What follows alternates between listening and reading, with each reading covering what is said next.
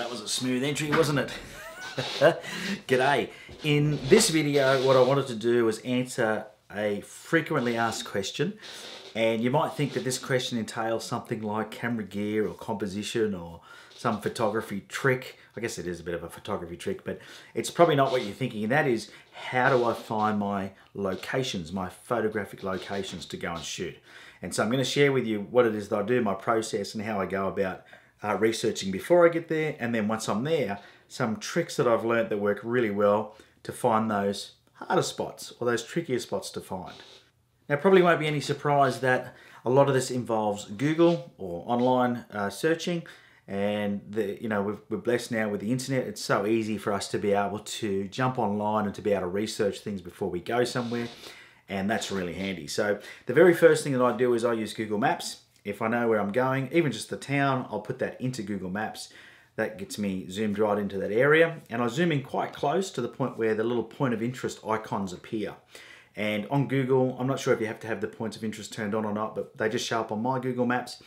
But those little points of interest, there's some that have like a little camera in them, and that depicts photographic locations. So if you're seeing a icon with a little camera, what that means is that it's a photographic location. Click on the icon, and on your Google Maps, it'll bring up a sort of some pictures, a bit of a description, sometimes some reviews. It'll tell you a bit about the location. So that's a really easy way to start finding some photographic locations. Now, these ones are going to be the more popular locations, but don't worry, we'll work out how to dive a bit deeper and find some sort of unique spots very, very shortly.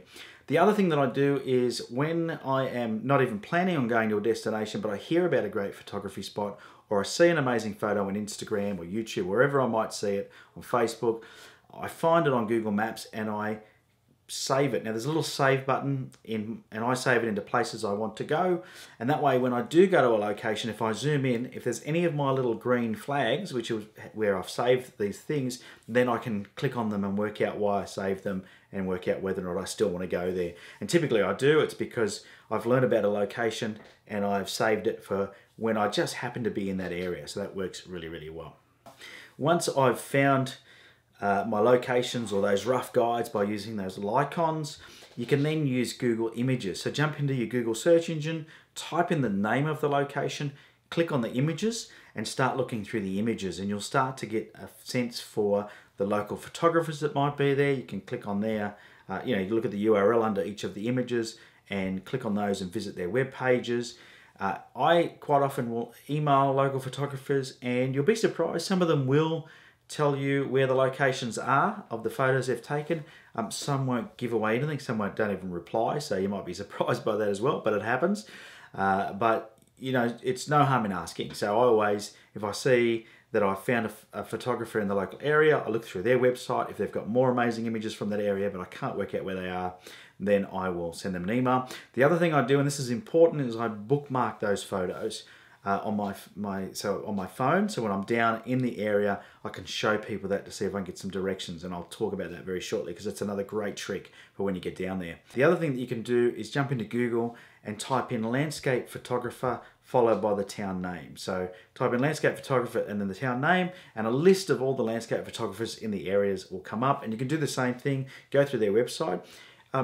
Most photographers will put a little bit of a blurb about each photo. They'll write down the destination where they took the photo or the name of the actual location, and then you can use that to start searching between the internet and Google Maps, and that can help you. Once again, just bookmark anything that you can't find, because once you get down there, using those photos to show people can help you find those locations.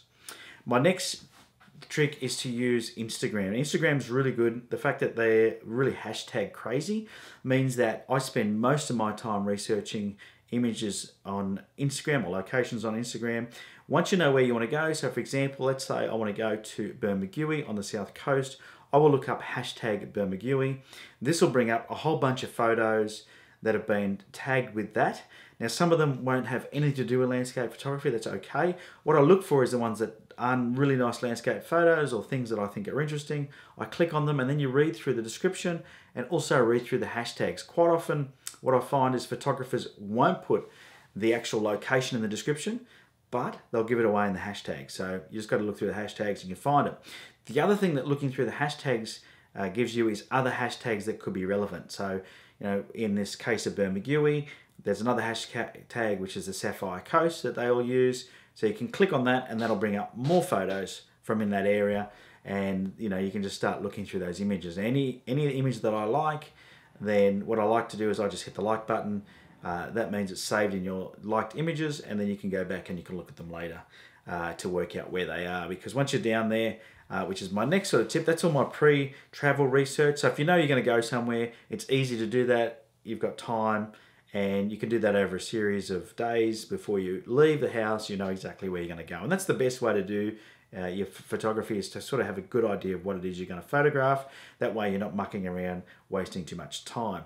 However, it's not always possible, so I've got a few tips for you that once you get to the location, whether or not you've done those 4 things, the first thing that I like to do is go into a souvenir shop or the information booth. There's usually an information center of some sort or booth, or there's a souvenir shop. Go into there and you can then look for the postcard display. And the postcards are normally taken by local landscape photographers. So I find that once you find that, you can have a look through the postcards. Most of the postcards have the actual location on them. Really, really easy for you to be able to find where it is. If they don't, you can simply ask the person in the information center or the souvenir shop, hey, do you know where this location is? And if they're a local, then they should be able to guide you. If worse comes to worse, buy the postcard and, you know, show other people. Just show people on the street. You'll be amazed at how helpful people are when you get into these towns, and you know, they want to share the love of their city with you or their town with you, so they're really, really helpful helping you find those places. Now, my final thing that I do is the most time consuming, and that is just look around. So either jump in the car, put your hiking boots on, you know, head out. And typically what I do when I'm away on a photographic trip is I'll spend the day looking for a sunset location and a sunrise location that I can return to. Now, of course, if you were hiking off, off the beaten track, that may be a little bit more difficult, but it is still possible. If you're, if you could do sunset and then have a sunrise location nearby, it's very possible. So it just depends on your circumstances. But for me, most of mine is done traveling around in the car. So simply what I do is I will look for a sunset location, go and shoot sunset, and then go and shoot sunrise in the morning, and then I'll spend that next day doing the same thing again. So there you go. I mean, nothing too secret in there, no rocket science, probably easier than you thought, but hopefully some of those tips are going to help you find some amazing locations, because it doesn't matter what sort of gear you got, it doesn't matter how good a photographer you are, if you're not going to jaw-dropping locations, you won't take that many jaw-dropping shots. So, to me, I think your money is better spent on traveling than even upgrading your gear. That's my personal opinion. Now, if you've enjoyed the video, hit the thumbs up. Make sure you hit the subscribe button and that little bell if you haven't done it already. And until next time, get out there and take some photos.